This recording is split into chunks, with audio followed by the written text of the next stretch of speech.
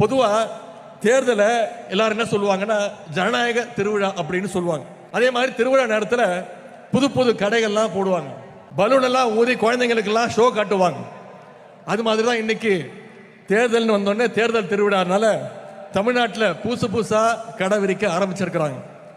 எப்படி திருவிழா டைமில் போட்ட கடையெல்லாம் திருவிழா முடிஞ்சோடனே எல்லாம் கடையெல்லாம் காணா போயிடும், அதே மாதிரி இந்த தேர்தல் முடிஞ்சதும் அந்த கடை அனைத்தும் காலி ஆகிடும். ஆனால் திராவிட முன்னேற்ற கழகம் தான் என்றைக்குமே மக்களோடு மக்களாக நின்று இருக்கும். பொதுவாக தேர்தலை எல்லாரும் என்ன சொல்லுவாங்கன்னா ஜனநாயக திருவிழா அப்படின்னு சொல்லுவாங்க. அதே மாதிரி திருவிழா நேரத்தில் புது புது கடைகள்லாம் போடுவாங்க, பலூன் எல்லாம் ஊதி குழந்தைங்களுக்கெல்லாம் ஷோ காட்டுவாங்க.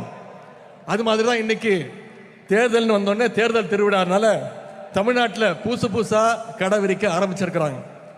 எப்படி திருவிழா டைமில் போட்ட கடையெல்லாம் திருவிழா முடிஞ்சோடனே எல்லாம் கடையெல்லாம் காணா போயிடும், அதே மாதிரி இந்த தேர்தல் முடிஞ்சதும் அந்த கடை அனைத்தும் காலி ஆகிடும். ஆனால் திராவிட முன்னேற்ற கழகம் தான் என்றைக்குமே மக்களோடு மக்களாக நின்று இருக்கும்.